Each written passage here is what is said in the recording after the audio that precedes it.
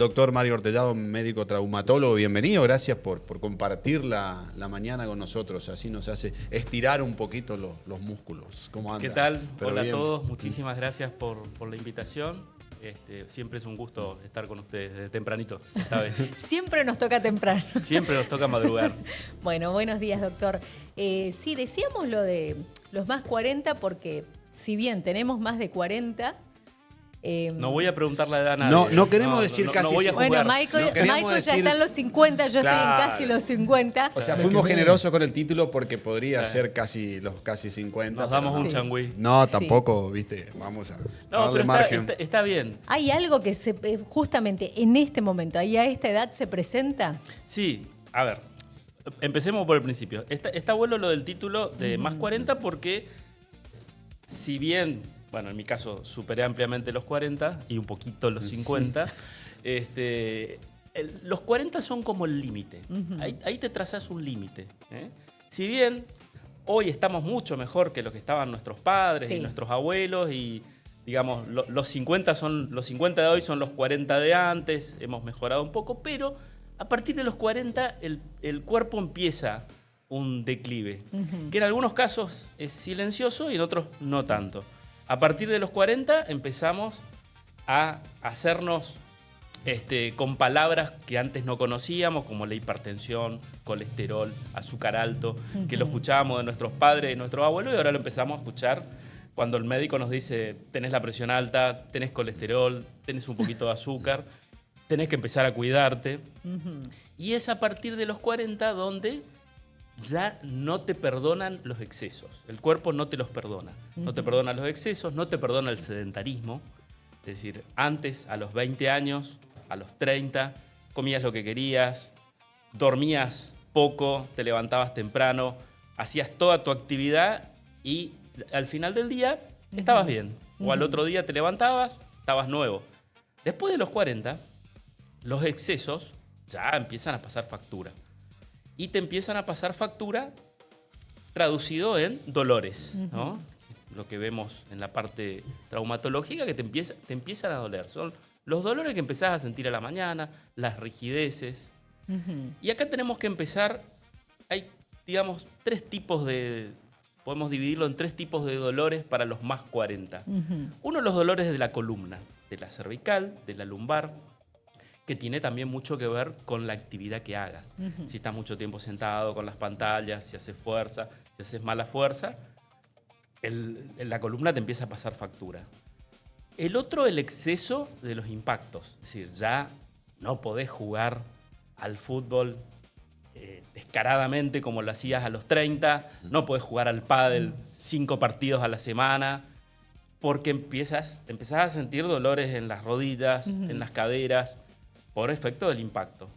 Y después, por último, los músculos se te van achicando. Es un fenómeno que se llama sarcopenia, que antes, sarcopenia es cuando perdemos masa muscular, ¿sí? Es una palabra que viene del griego, sarco es carne, peña es pérdida, es decir, vamos perdiendo carne, vamos perdiendo nuestra masa muscular, que antes lo asociábamos con la ancianidad, ¿no? Veíamos a los adultos mayores de 70, 80 años que tenían poquito músculo, que estaban flaquitos, que en otra época eran robustos y que después se volvieron flaquitos. Pero hoy en día sabemos que hay una sarcopenia silenciosa que empieza a los 30 años, que no lo notamos obviamente, pero que empieza a los 30. Entonces acá es fundamental trabajar, después de los 40, la masa muscular, trabajar fuerza. Y ahí es uno de los ítems de las prevenciones de los dolores. ¿Cómo podemos prevenir estos dolores? Trabajando la masa muscular.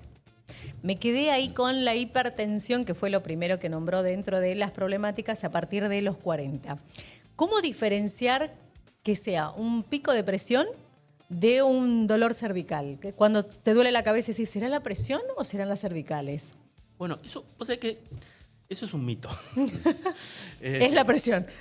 Claro, es decir, generalmente, ese es un mito y ese es el problema de la hipertensión. La hipertensión es una enfermedad silenciosa.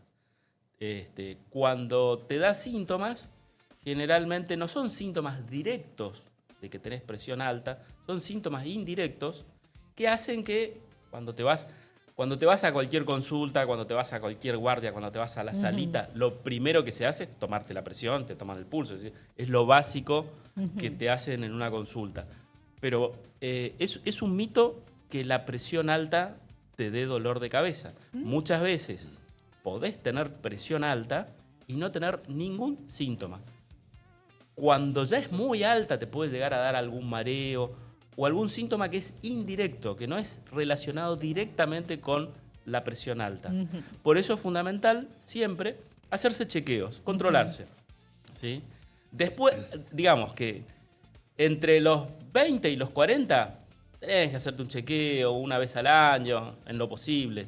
Después de los 40 es obligatorio. O sea, ya no es una opción que vos digas, bueno, me chequeo o no me chequeo. No, tenés que hacértelo sí o sí.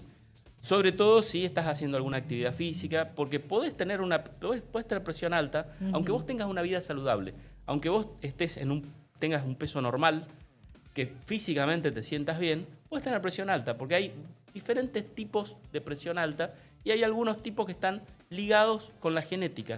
Es decir, hay gente que ya viene con una predisposición para tener la presión alta. Y que lo podés tener a los 30, a los 40, a los 50. Entonces es fundamental siempre, cada tanto, medirte la presión. ¿Pero puede dar dolor de cabeza el tema de las cervicales? Sí. ¿La compresión? O sea, si tenés, eso es otra cosa, si tenés un problema de las cervicales, si tenés una inflamación de la columna cervical, uno de los síntomas de la inflamación de la columna cervical, aparte de que te duela, es que te pueda dar dolores de cabeza, mareos, náuseas, hormigueos en los brazos. Es decir, todos esos son síntomas. Tengo todos los síntomas, doctor. Está sonada. El desgaste de la carrocería es inevitable, obviamente por el paso del tiempo, pero ¿cómo podemos contrarrestar eso? Con la actividad física, decías, tema muscular, importante al gym, y con lo otro, con los impactos, con las exigencias, no solamente de lo deportivo, digo, hasta para abrir la cena vida, de la casa. Digamos, de la vida diaria, de las actividades que vos haces.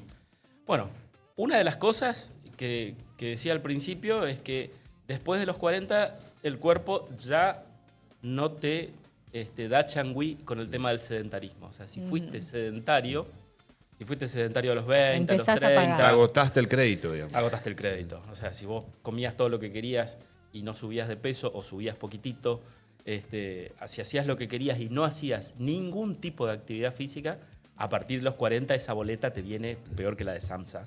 Es decir, con más bronca te viene, ¿viste? Si tuviste una vida más ordenada es más fácil, ¿sí? Y esto... Mira, el cuerpo es una cuestión mecánica, ¿sí? Aparte de física, química que tiene el organismo, también tiene una cuestión mecánica. Y tenemos que compararlo con un auto. Vos tenés un auto, vos te compraste un auto, si tenés suerte te lo compraste de cero, lo empezaste a cuidar. Entonces, ¿qué haces con un auto que vos lo cuidás? Le haces el service de vez en cuando. ¿Sí? Le haces los service correspondientes y le haces todos los cambios que necesitas a los 10.000, a los 20.000, a los 50.000. Con el organismo es lo mismo. A los 10 tenés que hacer un control, a los 20 otro, a los 30 otro, a los 40 otro, a los 50 otro. O sea, ya vienen diferentes tipos de service para la edad que tenés, lo mismo que el auto. Lo mantenés bien, le cambiás el aceite, lo mantenés a punto. Bueno, ¿cómo mantenemos el cuerpo a punto? ¿Sí? Primero, el sedentarismo tenemos que evitarlo desde la niñez. Es decir, hay que fomentar la actividad física. ¿Qué es no ser sedentario? Es un mínimo de actividad física 3 a 4 veces a la semana con 30 minutos. Eso es lo mínimo para empezar, para que vos no te consideres una persona sedentaria. O sea, que no hace nada, digamos. Que no haces nada. ¿Limpiar la casa cuenta o no? No cuenta. Tiene que ser una actividad... En modo actividad física, digamos. Tiene que ser una actividad continua, ¿sí? Tiene que ser una actividad continua y en lo posible, si querés estar mejor, tenés que siempre ir pasando un poquito tus desafíos. Es decir, si caminás 30 minutos, caminar 35, o caminar 30 a un paso más rápido, o subir escaleras, o hacer alguna otra actividad aeróbica como bicicleta, o alguna actividad física en general. Entrenamiento de gimnasio, entrenamiento para hacer alguna actividad física. Y si estás haciendo ya, o sea, si tenés 40 años y jugás al fútbol con tus amigos, al básquet, al pádel, pero solamente jugás y no haces gimnasio, no entrenás el músculo, a partir de los 40 lo tenés que empezar a hacer porque ahí es donde empieza a sentirse el impacto de la actividad física que estás haciendo. O sea, si trabajás las piernas, ayudás a la rodilla, al impacto de pantorrilla, sí, mira, posterior. Hay una cosa que es muy, muy sencilla y te lo explico como le explico a mis pacientes para que lo entiendan. Si vos trabajás fuerza, vas a mantener y vas a aumentar tu masa muscular. Si vos aumentás tu masa muscular, protegés a tus articulaciones y a tus huesos. O sea, una articulación sin músculo está desnuda, está desprotegida.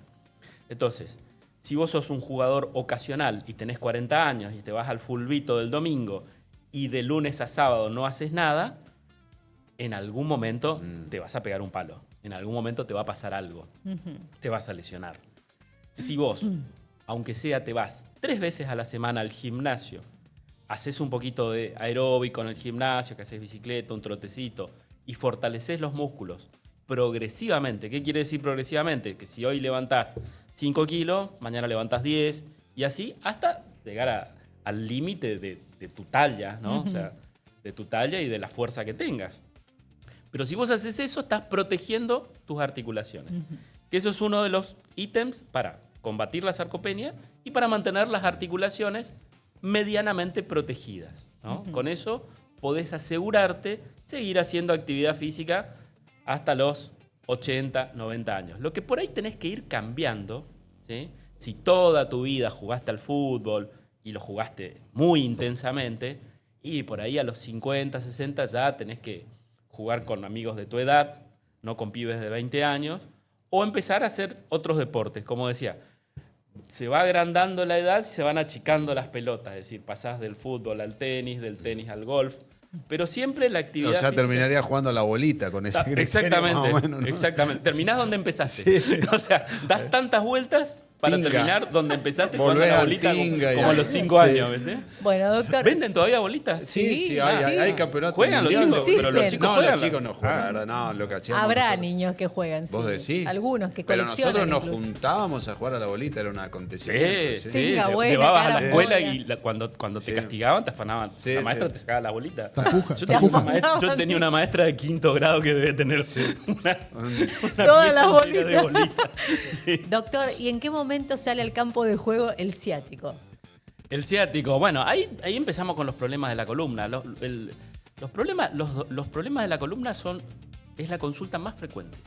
Es la consulta más frecuente. Eso le iba a decir. ¿Alguien va a decir, vengo simplemente para que me controle o van al traumatólogo cuando ya les duele algo y ya no hay? En otras épocas, cuando teníamos una normalidad económica, sí. Ahora apenas van. Se la bancan. Está son de los gastos postergados. Ahora son todos guapitos. Sí. Es decir, hay una realidad económica en este momento que hace que mucha gente haya perdido su cobertura, o los que tienen cobertura tienen que pagar por arriba de su cobertura. Entonces, la situación económica hace que hoy en día esté bastante postergado los controles en salud. Eso es una realidad que la estamos viviendo hoy. También es un título de hoy, digamos. Sí, es una realidad. También ustedes seguramente en la noticia de hace algunas semanas lo habrán reflejado, que aumentó en forma exponencial la cantidad de personas que se atienden en la salud pública porque quedaron sin cobertura. Entonces, digamos que hoy en día es un lujo ir solamente a un control. Sí, mucha gente iba a los controles a hacerse chequeos, porque, bueno, consideraban que tenían una determinada edad o pensaban que tenían que hacerse algún reajuste para ver cómo seguir y cómo estar mejor. De hecho, acá en la ciudad de Posadas, en la provincia de Misiones, tenemos muchas ligas de fútbol amateurs, pero que están bastante bien organizadas, que les exigen a sus jugadores chequeos de ergometrías del corazón, y en el marco de esos chequeos muchas veces venían con nosotros los traumatólogos para ver cómo estaban sus articulaciones en forma preventiva. Doc, uno observa la fotografía del gimnasio y el ícono es Schwarzenegger. estamos en la tendencia de tener otro ícono, referencia, otra postal que diga, che, el hombre común que va al gimnasio. ¿Por qué se aleja eso? Con lo que usted decía, que tiene importancia en la generación de músculo, en la protección de las articulaciones. ¿Por qué estamos tan distanciados de eso? No hablamos del ciático todavía, quedó ahí. Ya lo hablamos, pero está bueno lo que decís. Yo tengo 54 años. Ya Blanqueaste. Lo confieso públicamente, modelo 71. Cuando yo era chico, y lo voy a decir porque ya no existe, Posadas tenía muy pocos gimnasios. Uno era el de Matsumura, el otro era el de Ceró. El de Ceró todavía existe, pero está en otro lado. Había muy pocos gimnasios. ¿El de Roque Pérez? ¿Cómo era el de los Bacigalupi? ¿De Santa Rosa? Sí, Santa Rosa, de Bacigalupi, que tenía una pileta ahí. También. Yo aprendí a nadar ahí. El gimnasia olímpica. Sí, el profesor Bacigalupi me enseñó a nadar en la pileta del Santa Rosa. Había muy pocos gimnasios y había muy poca gente que iba al gimnasio. Me acuerdo que empecé a ir al gimnasio porque tenía un amigo mío que era culturista y bueno, un poco que nos empujó a nosotros a ir al gimnasio. No seguimos sus pasos, obviamente se nota, si están mirando. Pero iba al gimnasio, le ponía garra, intentaba, hacía el esfuerzo. Y en esa época muy poca gente iba al gimnasio, muy poca gente. Era muy poca mayoría de hombres, muy pocas mujeres, y era todo gente joven. Cuando yo tenía 15 o 16 años, casi no veía a nadie de más de 40 en el gimnasio. Y ahora hay un fenómeno que, como los médicos estamos indicando para prevenir lesiones y para mejorar la postura, para mejorar la salud de las articulaciones, hacer trabajo de esfuerzo, ahora vos te vas a los gimnasios y está segmentado. A la mañana difícilmente encuentres a alguien de menos de 40 en el gimnasio. Ya para la tardecita, noche, empieza a venir los sub 30 y los sub 20. Pero hoy en día hay mucha cultura de gimnasio en gran parte de la población. Sobre todo en la gente grande, y cuando te digo grande, te digo muy grande. Te estoy hablando de personas ya adultos bastante mayores, de 70 años, algunos de 80 con buen estado de salud. Y si notás también, cuando nosotros éramos más adolescentes, la gente en Posadas caminaba por las 4 avenidas o trotaba por las 4 avenidas. Sí, ya no se ve eso. Ya no se ve eso porque está la costanera, pero ahora vos ves en la costanera muchísima gente caminando y haciendo actividad física. Es decir, hay una cultura de la actividad física que es de nuestra generación, digo nuestra generación, lo que hoy tenemos 40, 50, 60, que antes por ahí no se veía. Yo, por ejemplo, mi papá jugaba al fútbol, pero jugaba hasta los 30 años. Yo no me acuerdo de ver a mi papá y a mi mamá haciendo actividad física, ni a mis tíos. O sea, yo no me acuerdo de ver a mi mamá en una calza yendo a caminar o a un gym, ni a ninguno de mis tíos. Es decir, hacían una actividad física recreativa, los hombres de jugar al fútbol, las mujeres eran mucho más sedentarias. Pero no sé ustedes, pero yo... Sí, tenemos la misma postal. Haciendo un reconto de la memoria en mi familia, no me acuerdo de nadie un miércoles yendo a un gimnasio o yendo a caminar. No tengo ese recuerdo. Y sin embargo, hoy en día, todos, en mayor o en menor medida, hacemos actividad física o nos preocupamos por hacerla en algún momento o buscamos algún momento para hacerla. Realmente. ¿Tenías pendiente lo No, ya está. Lo del ciático. Sí. ¿Cómo se diferencia cuando es un problema del colchón? Sí. Que a veces necesita un cambio y también sería uno de los consumos postergables actualmente. ¿Y cuándo es realmente el ciático que se resiente? Sí, eso es otro de los mitos. El colchón suele ser el último de los problemas cuando tenés algún problema en la columna. ¿Y con la almohada lo mismo? Con la almohada lo mismo. Con la almohada lo mismo. O sea, a ver, vamos a diferenciar colchones. Una cosa es el colchón lámina, que está el colchón lámina o el colchón que es extremadamente duro, que es una piedra, o el colchón que está totalmente hundido, que vos ves los resortes porque está lleno de agujeros, que los resortes te pinchan. Bueno, ahí sí, cambia el colchón.